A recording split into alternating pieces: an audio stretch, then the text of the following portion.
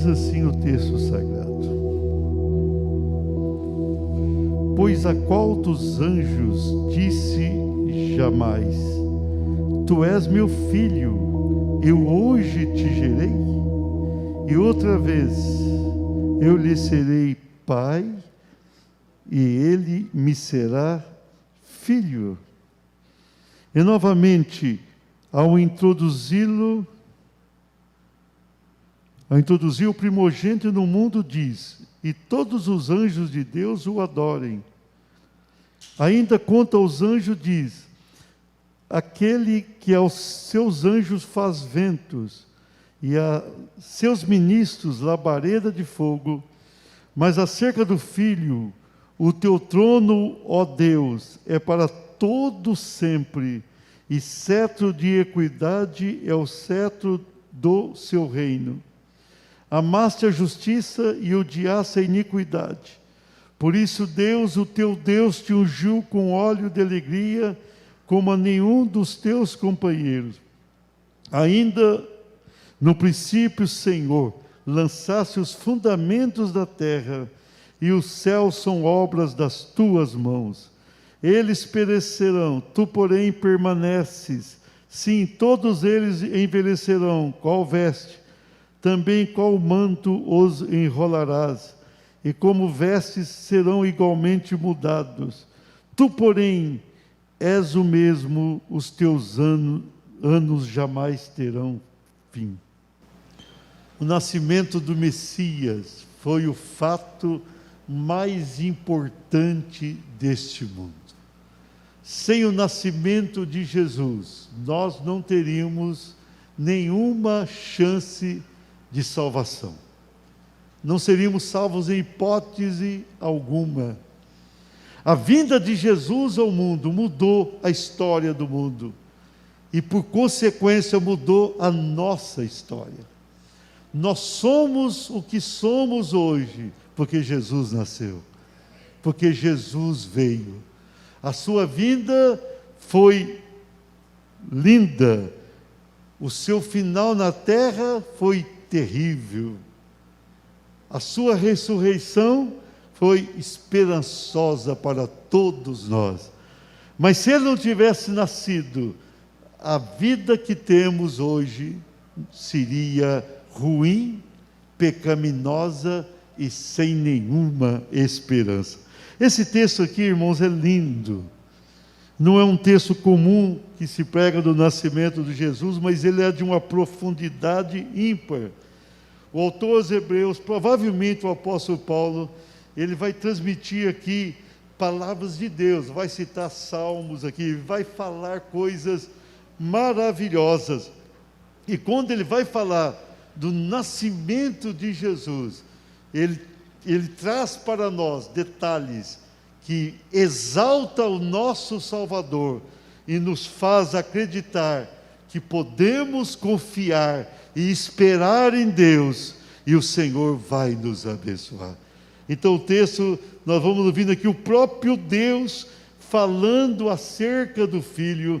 Quando ele é comparado com os anjos, vemos toda a exaltação do Filho, vemos aqui quem é o Filho, a sua procedência, a sua existência e a obra que ele realizou.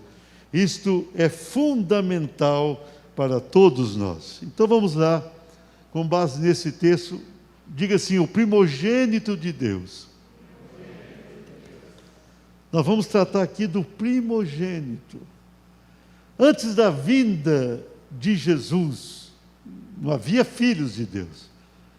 Os hebreus do Velho Testamento creram no Senhor, porém a salvação deles só se concretizou com a vinda de Jesus. Eles criam no Redentor que viria, nós cremos no Redentor que veio. Então a salvação, ela se resume em Jesus Cristo. Ele nasce para trazer vida, e vida com abundância para todos nós. A sua vinda ao mundo foi extraordinária. Então ele é o primogênito, ele é o primeiro, e depois nós, por adoção, nos tornamos também filhos do Deus vivo. Amém? Graças a Deus por isso. Então vamos lá. O primogênito de Deus, diga assim, foi gerado pelo Pai Celestial. Olha o versículo 5. Pois a qual dos anjos disse jamais: Tu és meu filho, F maiúsculo, e eu hoje te gerei, e outra vez eu lhe serei pai, ele me será filho. Olha aqui a profundidade, irmão. Nós vamos falar um pouquinho mais à frente. Jesus é o próprio Deus, o Deus Filho que sempre existiu. Mas a pessoa humana, Jesus era 100% Deus, 100% humano. A pessoa humana foi gerada. Maria foi tomada do seu ventre, e o Espírito Santo vai gerar Jesus no ventre de Maria. Humanamente falando, ele era filho de Maria mesmo. Humanamente falando. Mas quem era o pai? O texto diz, o pai é Deus. Ele não teve um pai humano. José foi como seu pai, cuidou dele, andou com ele, viveu com ele, mas o pai era o próprio Deus. Então Jesus, que é o nosso Salvador, ele foi gerado. Mas pastor, por que Jesus teria que ter sido gerado? Ele teria que se identificar conosco. Somente na sua vida humana, ele poderia ser o nosso representante diante do Pai e nos redimir. Se Deus não tivesse feito homem, não se tornasse homem, ele não faria a obra expiatória por nós. A sua morte na cruz não teria sentido se ele não se tornasse homem. Então Adão, o primeiro homem, pecou, caiu, falhou. Jesus veio na mesma condição de Adão. Adão, quando foi gerado, ele não tinha pecado, e nem inclinação para o pecado. Ele foi tentado e caiu. Então Jesus, ele veio na mesma condição, sem pecado. Diferentemente de todos que nasceram na época, ele não tinha pecado. Ele veio sem pecado. Diferentemente de Adão, nosso primeiro pai, Jesus vive aqui sem pecado a vida toda. Ele vence o pecado, ele vence o diabo, ele vence a morte, ele ressuscita e sobe ao céu. Mas ele teria que vir e se tornar um de nós. Muitas vezes a gente vai lendo o Novo Testamento, especialmente os Evangelhos, e a gente tem aquela impressão de que toda vez que a gente fala de Jesus, a gente pensa Deus, e Ele o é. Mas nós temos que pensar nele também como um de nós. Ele foi gerado, ele nasceu ali, foi colocado numa manjedoura, da maneira mais simples, mas ele nasceu como uma criança. Ele era uma criança igual às demais crianças. Ele foi gerado, ele, Jesus, Deus não. Como Deus, ele sempre existiu.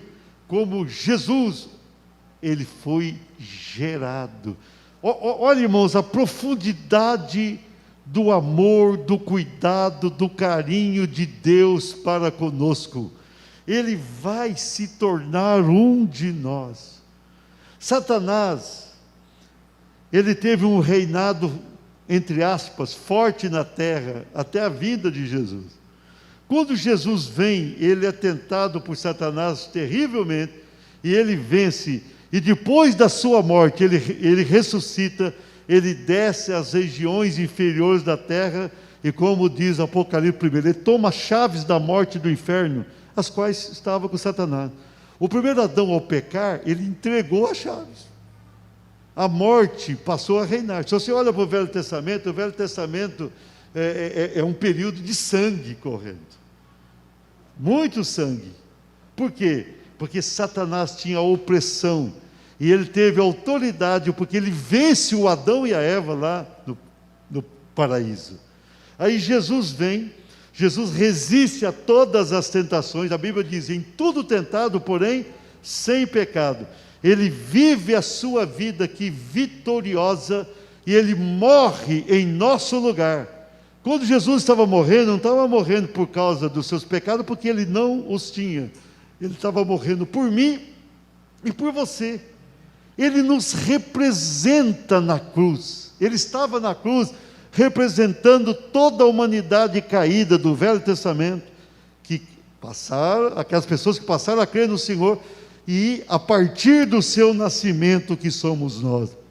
Então, a sua obra é poderosa, mas Deus vai gerar. É interessante, Deus vai fazer ali um ser humano, como nós, para pagar os nossos pecados.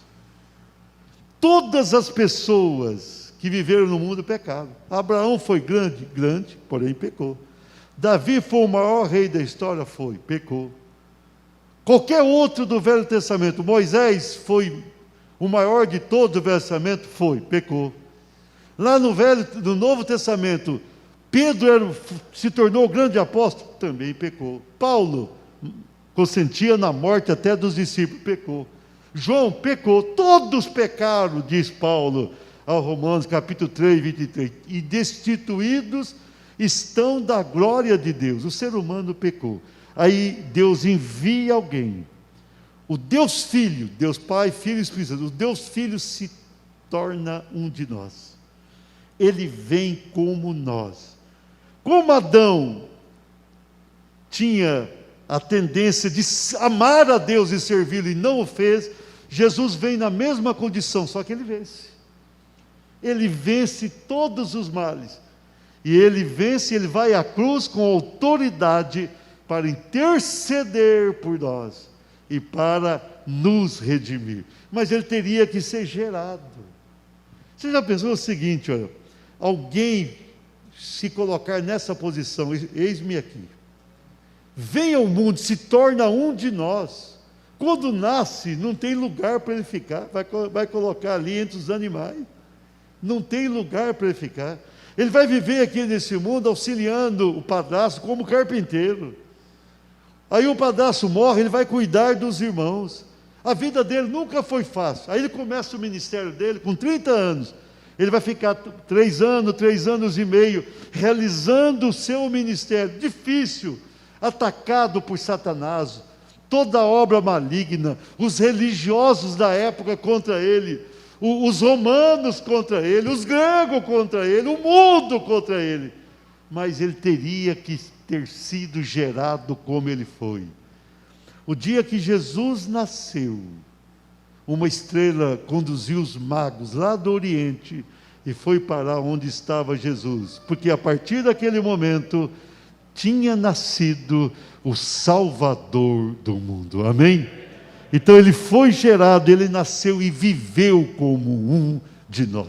É isso que diz o texto: tu és meu filho, eu hoje te gerei. Ele é uma geração do Pai. Aplauda Jesus, amém?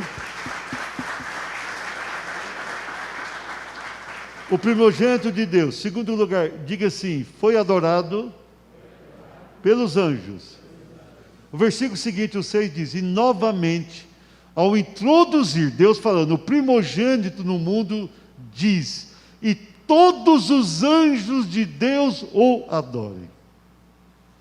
Interessante, nós criaturas humanas só podemos adorar a Deus. Os anjos, muito mais, os anjos que não caíram, que não seguiram Satanás, eles têm uma vida de contínua adoração a Deus, sem cessar. Você vê em Apocalipse, isso é muito claro. E agora Jesus vem e ele é adorado pelos anjos. No seu nascimento, houve uma festa, aqueles pastores que estavam no campo, eles vão ouvir o cântico dos anjos, e alguém vai dizer, um dos anjos vai dizer, hoje nasceu em Belém o Salvador do mundo. Os anjos começam a adorar Jesus, desde o primeiro momento que ele está nessa terra. É uma adoração verdadeira, uma adoração maravilhosa, e ainda hoje e sempre os anjos vão adorá-lo, porque ele é Deus, sim, mas também porque ele é o Filho do Deus vivo que veio e venceu. Os anjos adoram ao Senhor. Ele é adorado na terra, Jesus é adorado nos céus, Jesus é adorado para sempre. Ele é adorado porque ele vem a esse mundo sem pecado, ele resiste a todo mal, ele é adorado. No Natal, mais do que mandar presente para os outros, mais do que orar a Jesus, nós precisamos reservar um tempo para adorar. Eu recomendo a você, adore Jesus.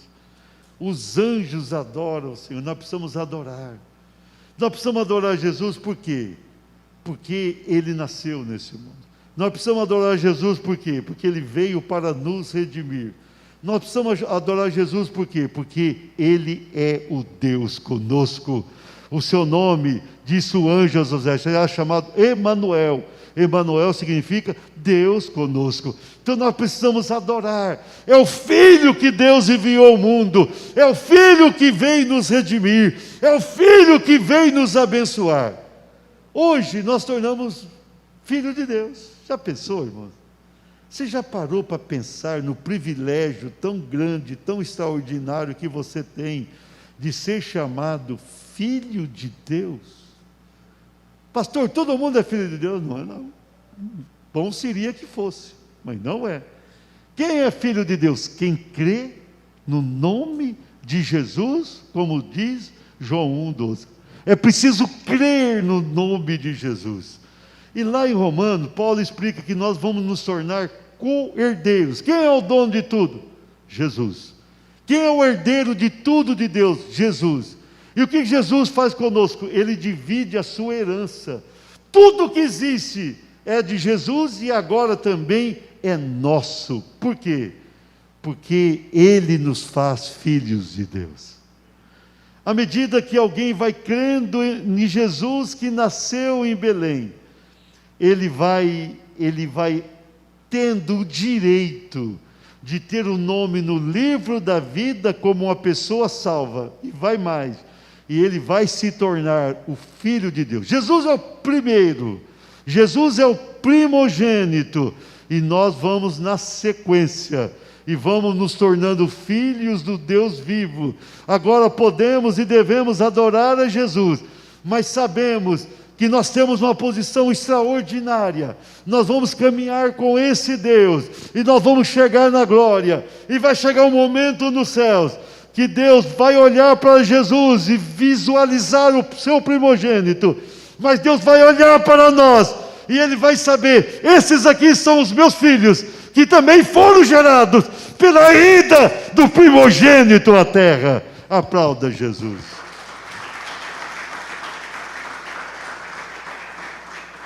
O primogênito de Deus, diga assim, foi entronizado para sempre.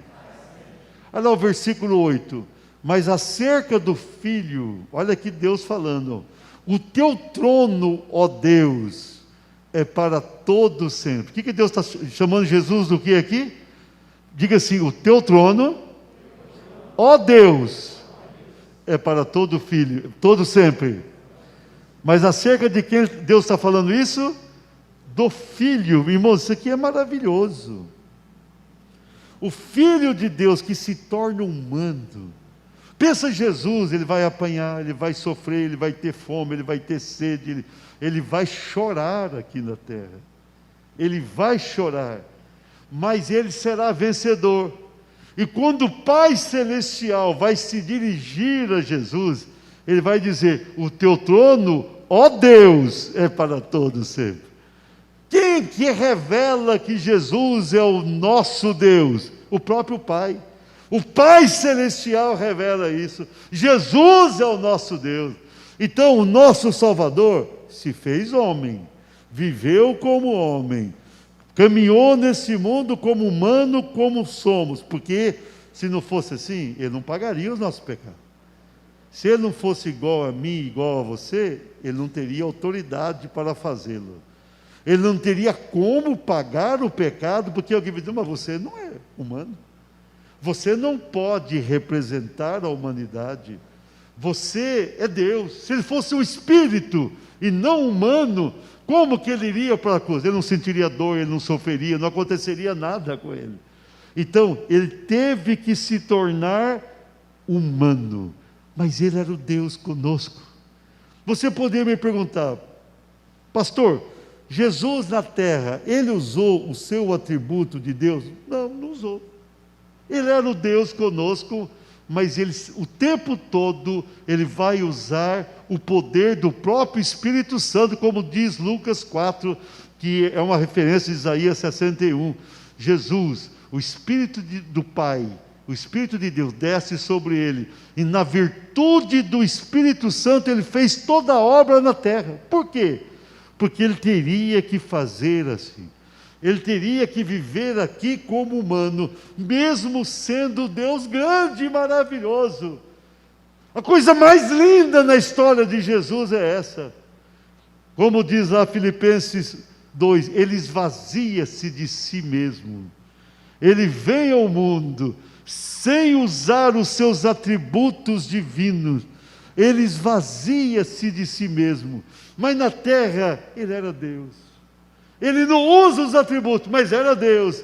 E agora o próprio Deus diz: o teu trono, ó Deus, é para todo sempre.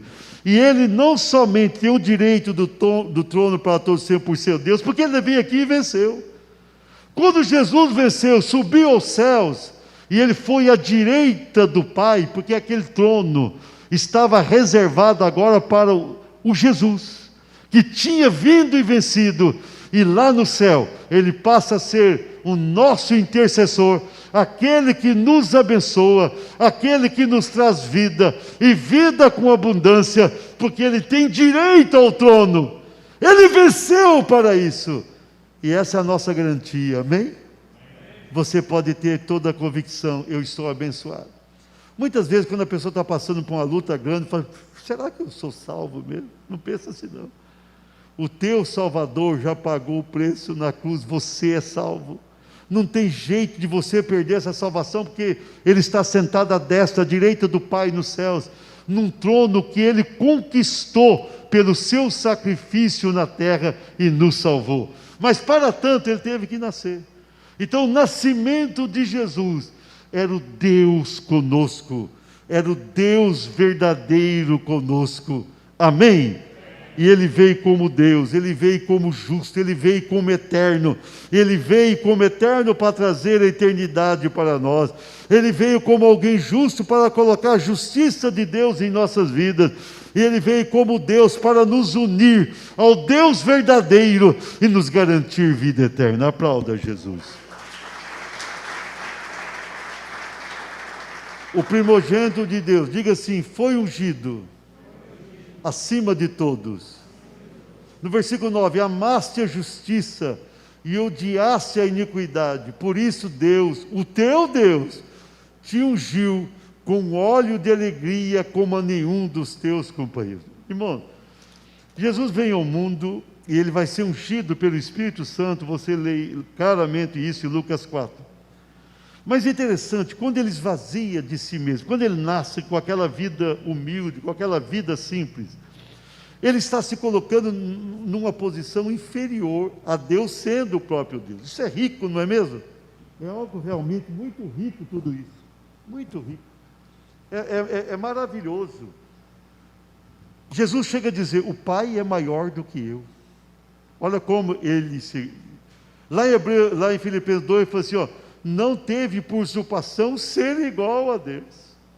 Quando ele está no mundo, mesmo sendo Deus conosco, ele não se comporta como tal. Por quê? A sua obra era nos redimir. Ele nasceu para nos dar vida. Ele nasceu para redimir a nossa alma. Então, ele vem aqui com uma vida diferente, mas ele é ungido, diz o texto aqui no versículo 9. Ele vai amar o que é justo, ele vai odiar a iniquidade. E aí o Deus a quem ele servia no momento com o Pai, vai ungí-lo com óleo da alegria, mais do que a todos nesse mundo. Então, ele foi ungido acima de todos.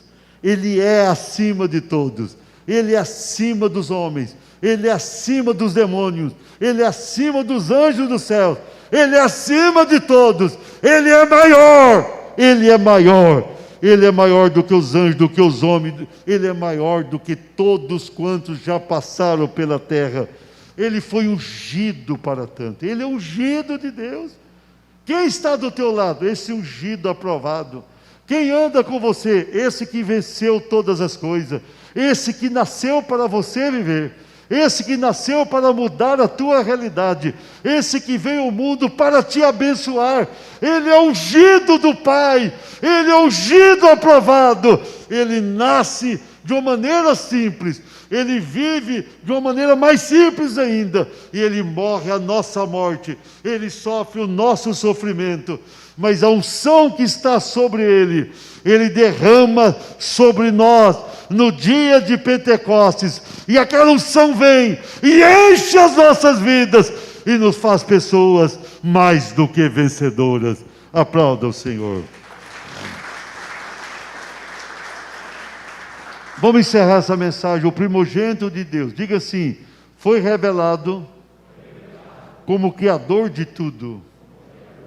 Olha o versículo 10, ainda. No princípio, Senhor, está falando de Jesus. Senhor é um termo bíblico que só é relacionado a Deus.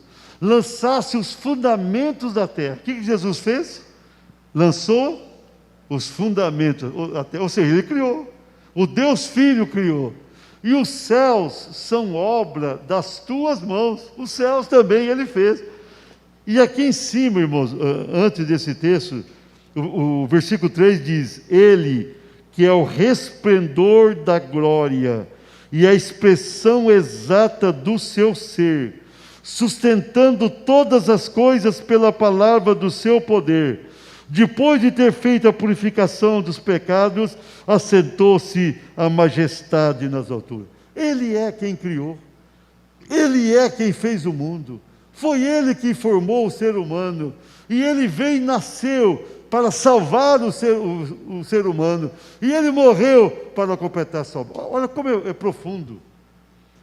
Por isso nós amamos Jesus. E lá no céu, eu quero ficar com Jesus o tempo todo. Quando for arrebatado, eu quero subir no arrebatamento, amém? Você também quer?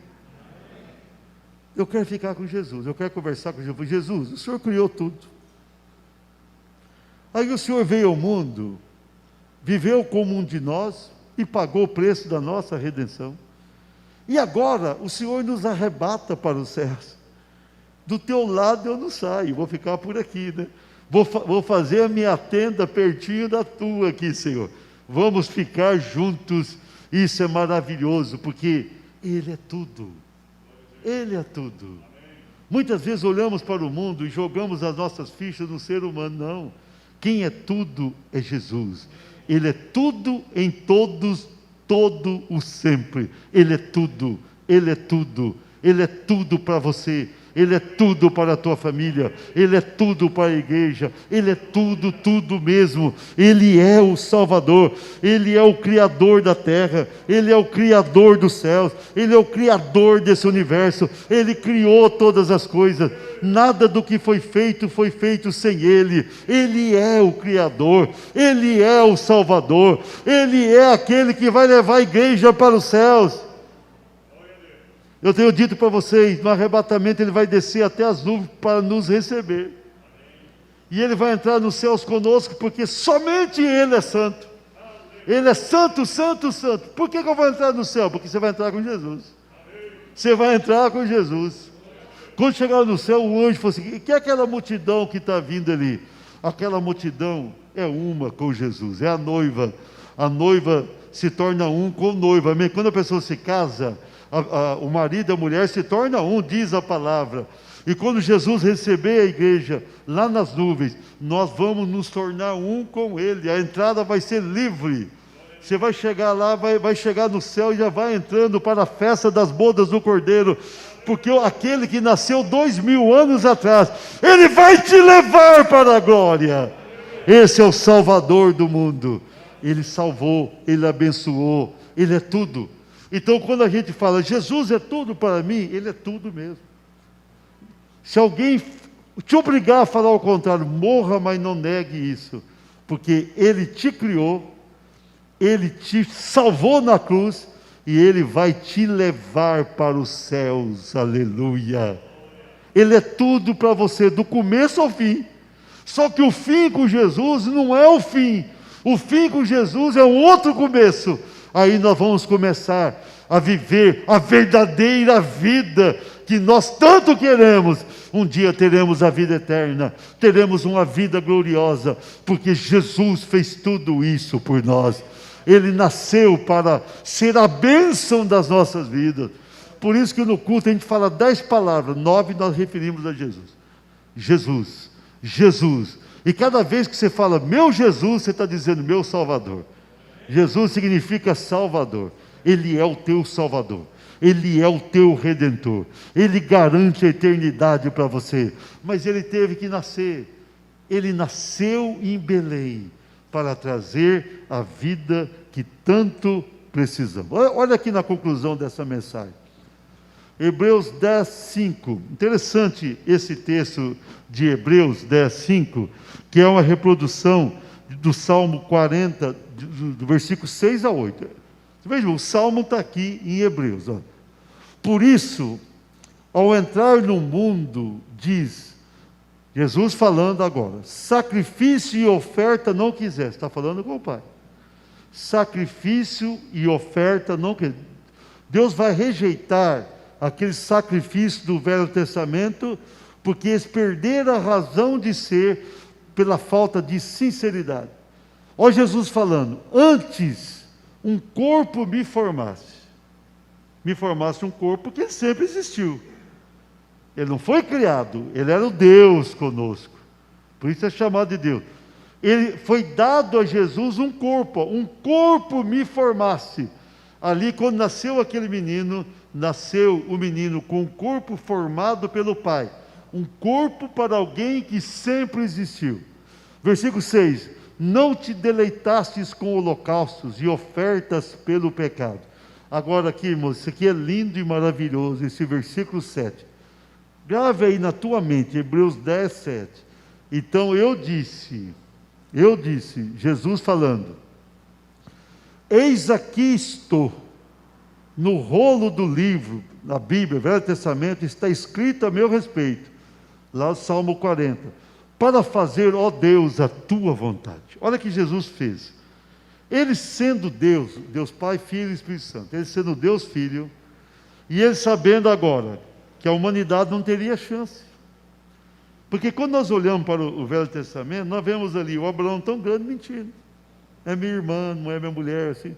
Nós vemos Moisés tendo reações inesperadas, tocando na rocha quando era para falar, e outras coisas. Nós vemos Davi, se tem uma pessoa do Velho Testamento que eu me identifico, é o Davi. Meu Davi vai e adultera, e ele adultera e ainda manda matar o marido da mulher. Então você veja bem, o ser humano assim, numa situação terrível.